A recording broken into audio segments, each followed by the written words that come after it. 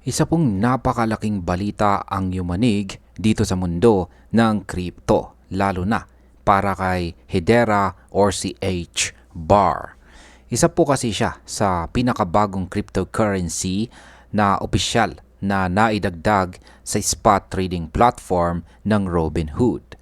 Para sa mga hindi pa pamilyar, ang Robinhood ay isa sa mga pinakasikat na crypto trading apps sa Amerika.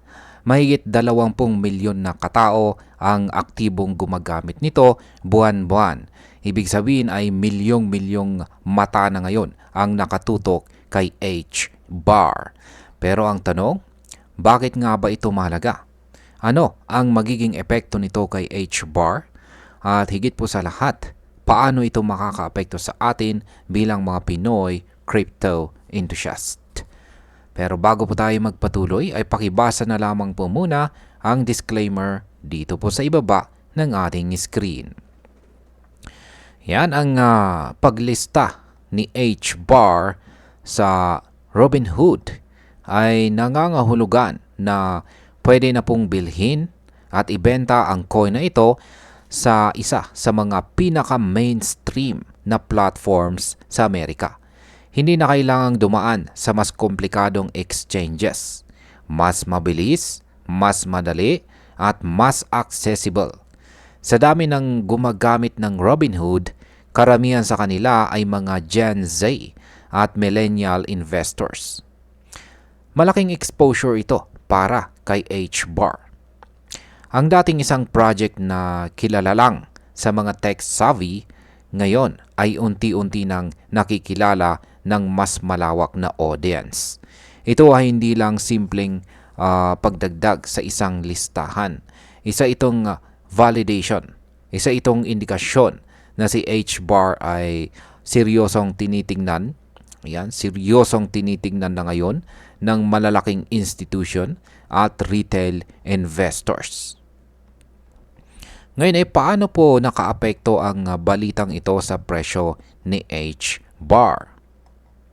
Matapos po ang announcement ng paglista kay H. Bar sa Robinhood, ay agad po itong tumalon ng halos 7% or 7% mula po sa dating presyo na nasa 0.233 ay bigla itong sumipa pataas hanggang 0.2481. At sa oras po na nailabas ang balitang ito, sa H. Bar ay nasa presyo na 0.2516. Ang market cap po ng H. Bar ay umabot na sa halos $10.66 billion. Pero kahit ganito na kalaki, nasa 56% pa rin ito sa ibaba ng kanyang all-time high na 0.5701 noong taong 2021. Ibig sabihin ay kahit na may bullish momentum ay malayo pa rin ang potential upside. Kaya kung titingnan po natin sa anggulo ng isang long-term investor, may malaking opportunity pa rin dito. Ngayon ay ano naman ang sinasabi ng technical indicators tungkol kay H. Bar?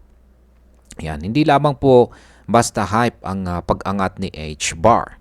Ayon po sa mga technical analyst, ay nagpapakita ito ng healthy movement. Una ay nananatili pa rin po sa H. Bar sa kanyang 50-day at saka 200-day moving average.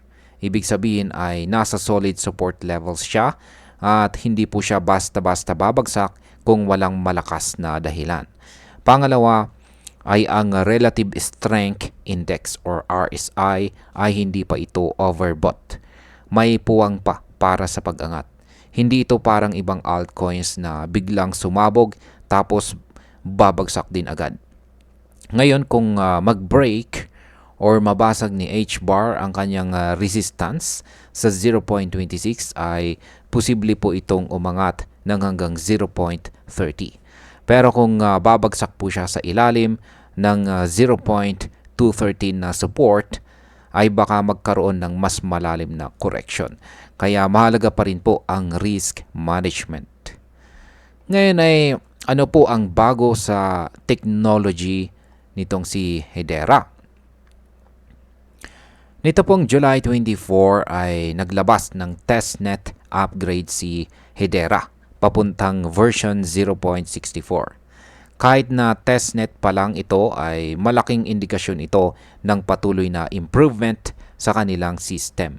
Ang upgrade po ay nagbigay ng mas mataas na performance at reliability sa kanilang network. Tandaan natin na ang Hedera ay gumagamit po ng hash graph consensus mechanism. Isang uri ng technology na mas mabilis at energy efficient kumpara sa traditional na blockchain. Iyan ang edge ni HBAR kumpara sa ibang altcoins. Kaya habang tumatagal ay mas nagiging attractive po siya, hindi lang sa retail traders kundi pati sa mga institutions. Ngayon ay may suporta ba itong si HBAR mula sa mga institution? Isa po sa mga pinaka-kapanapanabik na development ay ang pag-file ng ilang malalaking kumpanya ng HBAR-based ETF. Kasama dito ang Grayscale at saka Canary Capital. Wala pang naaprobahang HBAR ETF sa ngayon. Pero ayon po sa Bloomberg analyst na si Ginoong Eric Balcunas ay nasa 90% ang posibilidad na maaprubahan ito sa mga susunod na buwan. Kung mangyari ito ay tiyak na lalaki pa ang demand para kay HBAR. At kapag pumasok na ang mga institutional buyers, ay posibleng hindi na natin makita ang presyong mababa gaya ng ngayon. At ayan para po sa atin bilang mga Pinoy crypto enthusiast, ang balitang ito ay may dalawang epekto. Una, ito ay sinyalis na si HBAR ay hindi na lang basta experimental coin. Isa na po siyang seryosong contender sa crypto space. At dahil listed na siya sa Robinhood, ay mas nagiging stable at reliable ang pananaw ng mga investors sa kanya. Pangalawa, bilang mga retail traders, ay ito ang tamang panahon para pag-aralan si HBAR. Kung balak nating mag-diversify ng portfolio, pwede nating isama siya sa watch list. Hindi ibig sabihin ay bibili agad, kundi bantayan ang kanyang galaw, alamin ang mga future upgrades, at obserbahan ang institutional movement. At bilang panghuli, yan, para sa akin ay malinaw na si HBAR ay nasa transition period. Mula po sa pagiging underdog ay unti-unti na siyang lumalapit sa spotlight. At sa pagdagdag niya dito kay Robinhood ay ito na ang simula ng mas malawak na adoption. Hindi natin masasabi kung kailan ulit siya mag-all-time high. Pero kung titignan po natin ang kabuuang galaw ng market at ng technology sa kanyang likod, ay makikita natin na may future itong si HBAR. Kaya para po sa atin bilang mga Pinoy crypto investors, ito po ang panahon na hindi lang puro hype ang habol.